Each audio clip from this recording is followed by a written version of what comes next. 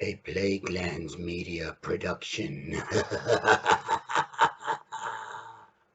Hey everyone, this is Hugh from Plaguelands Media, and today I'm going to be bringing you a review of a horror novel. Now, I've been a huge fan of horror novels ever since I was in the 6th grade.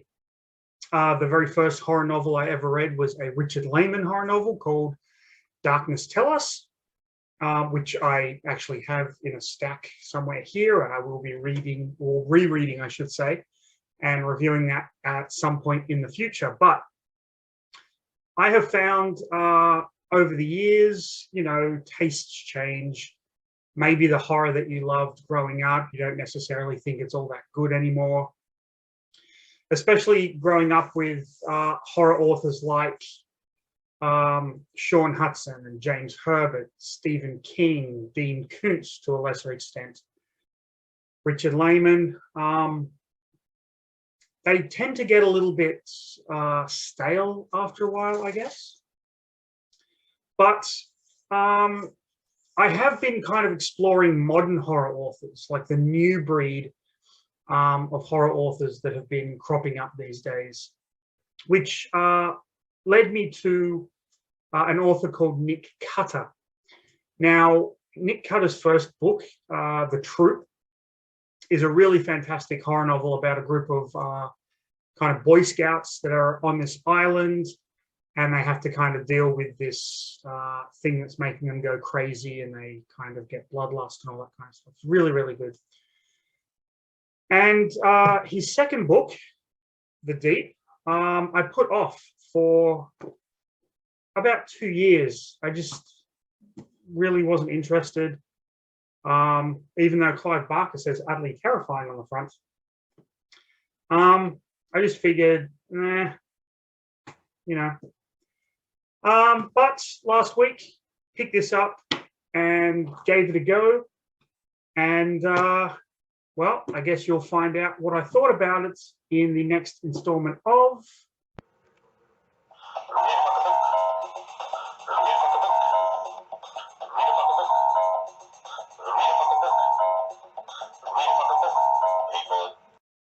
So the book starts by setting up this new disease that's ravaging the planet called the Gets. It's very much like Alzheimer's, but progresses much quicker, and ultimately the people that suffer from this end up just forgetting to breathe, forgetting to eat, forgetting to drink, and passing away. Now, the main character is a veterinarian by the name of Luke. We find out over the course of the book that Luke is divorced after an incident where his son went missing and was never found. And so he and his wife kind of drifted apart. Luke has been kind of conscripted by the government because his elder brother is working on this research station 8 miles under the ocean.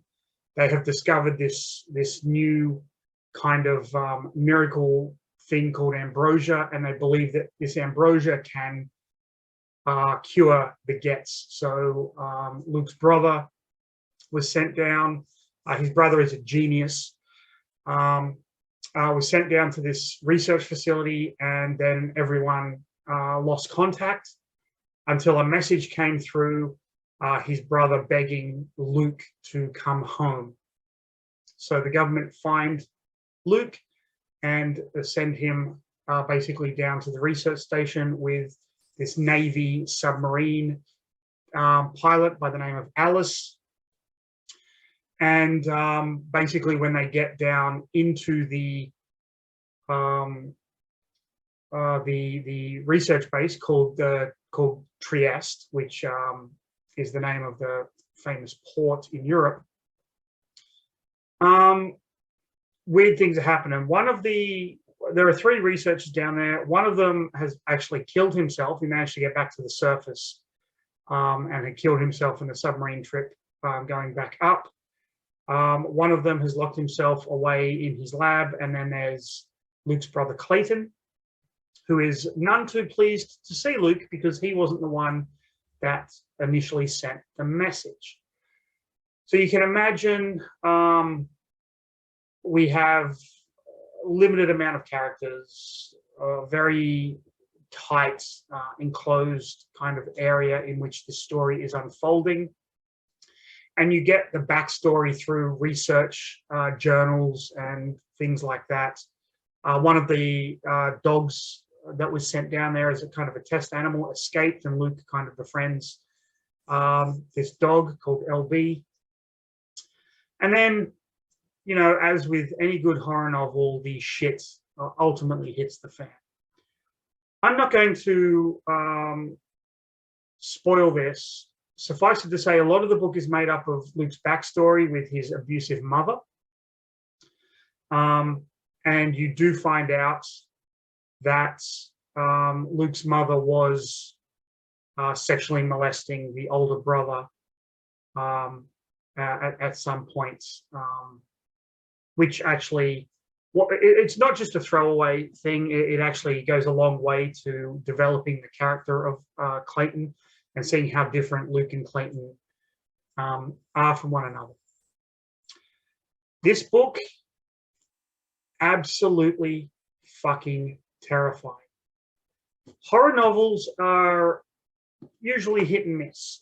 Growing up, reading horror novels, I used to love reading about the gore and things like that. And they were great, especially some of the early Sean Hudson novels, James Herbert's The Rats trilogy, which is right there behind me, and I will be reading and reviewing at some point. Reading about like the disgusting details as a kid and going into high school was good. It kind of shaped my own writing when I went back to university. A lot of my stories were like that dark, gory kind of thing, because that kind of stuff interested me, and I didn't find it scary so much as I found it interesting. This book is scary. This book frightened me, and Clive Barker, utterly terrifying. Yeah, I wholeheartedly agree with that, and I'll tell you why. First, I'm slightly claustrophobic, and a lot of the descriptions of them moving through this underwater base, this underwater research facility where like the ceiling is low, a lot of the times they have to kind of crawl through pipes that bend, and they've got to kind of force their way through. The way that Nick Cutter describes this is phenomenal. And reading, I couldn't read this book, I couldn't read those passages sitting down. I had to walk around and read because it just, everything just felt like it was fucking closing up. I actually got a little bit of shortness of breath reading this, little bit of the claustrophobic element coming through. So that really freaked me. The second reason why this book was so terrifying, bees. I fucking hate bees. I'm allergic to bees, and I try to avoid bees whenever possible.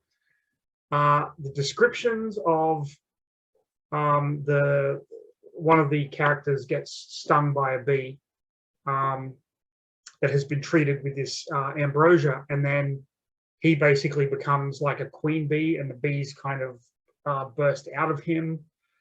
Fuck no. No. I would love to see that on the screen. The description here is absolutely phenomenal.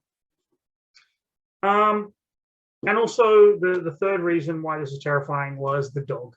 I recently lost my dog. I found that part of the book very, very difficult to read, which is a testament to how good of a writer Nick Cutter actually is. I was not a fan of the ending of this book, I will say. It's very difficult to get a really good ending to a horror novel that's satisfying. And while it was kind of cool, I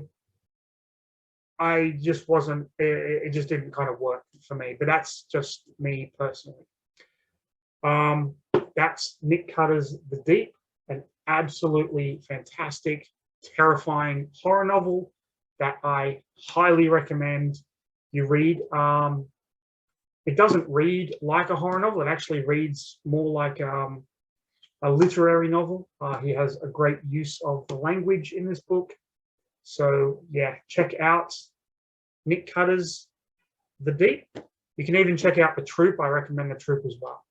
If you liked this video, hit subscribe, do all that stuff, like at the end of the video, follow us, all that cool stuff. Stay safe. I'll see you in the next one.